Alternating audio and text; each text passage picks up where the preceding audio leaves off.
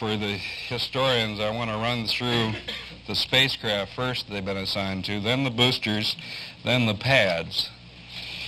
They've been assigned to Apollo spacecraft 12, 101, 102, 103, 104, LEM 2 and LEM 3, boosters 204 through 209, and 503 and 504, pads 34, 37, 39A, and 39B. They have to be they've had more time than any crew we have in simulators, more time in spacecraft, you name it. And to tell us about their current mission, Colonel McDevitt. Well, I'm not sure whether Paul's implying we're slow learners or what, but we have been together for a long time. But the funny part of it all is that we've sort of been on the same mission for the whole time. It's the same type of mission. The basic concept of what we're trying to do has always remained the same through this maze of spacecraft and launch vehicles in different times and things like that.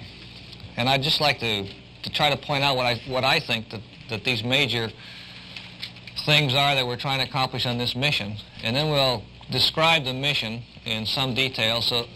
And as we go through this, I'd like to have you keep in mind what we think we're trying to do.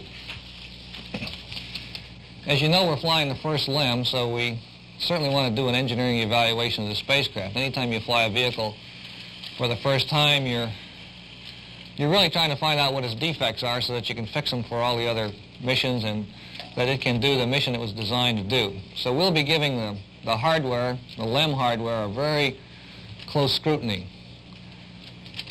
We don't expect to find anything, but our job is to go up there and look for it. Now, after we've discovered that the LEM is a good vehicle, we have another very important thing that we also want to accomplish, and that's to prove the joint operations techniques that we've tried to develop on the ground over the last 3 years.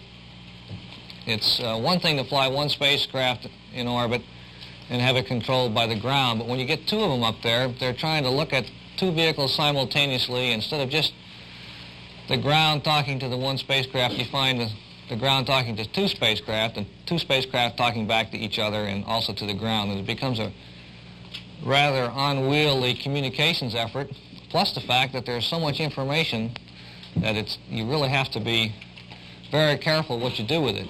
You're almost overwhelmed with the amount of information that you have. So I feel that the evaluation of the LEM hardware and the evaluation of the joint operation of the spacecraft are the two things that we're really looking for. And in addition to that, we have some other equipment that applies to lunar exploration, lunar landings. The PLSS and the OPSs, these are pieces of equipment which provide life support to the astronaut when he goes out on the lunar surface. We're also trying to develop the techniques by which we can transfer from one vehicle to another vehicle in orbit outside of the normal process of going through the tunnel, to make sure that we have backup procedures developed in case of a problem whereby we cannot dock the vehicles together and have to transfer from one to the other. I think when we talk about Earth orbital operations of two vehicles, the one thing that we should keep in mind is that only one of these vehicles has a capability to land. Safely, I guess I should add. They both have the capability of landing.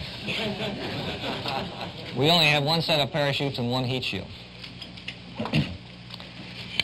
Okay, now to describe the mission, we're each going to take turns and pick out certain phases of the mission, sort of do it chronologically, and at the end we'll try to summarize it. We have a lot of information to present, and we'll try to do it quickly and concisely, and then at the end we'll have a lot of time for questions. So if you have any questions as you go along, I would appreciate if you hold them to the end so that we try to keep the train of thought of the mission as we're going to fly. The first thing is, of course, is the launch, and it's going to be a pretty standard launch. We're going to use the Saturn V, and the payload will be up around 90,000 pounds. We'll have about a 60,000-pound command service module and roughly a 30,000-pound LEM. It'll be into a 100-mile circular orbit. We don't expect it to be any different than any preceding launches or any launches that'll follow us. The only thing different in this particular launch was that instead of carrying one spacecraft on the booster, we're now going to carry two. We'll have the command and service module stuck on the end, as we see up there, and the lamp down inside of, of an adapter. Still go at this time. Third stage propellant tanks have been pressurized. Final check of several panels by lunar module pilot Rusty Swikert. Second stage tanks now pressurized. Swikert confirms that he has the proper readings. 1 minute and counting. T-minus 55 seconds and counting, all still going well. We're coming up on the power transfer. Mark, 50 seconds and counting. We're now on internal power with the 3 stages and instrument unit of the Saturn V. All propellant tanks in the second stage now pressurized. 35 seconds and counting. The vehicle now completely pressurized. The vents closed. We are go. 30 seconds and counting.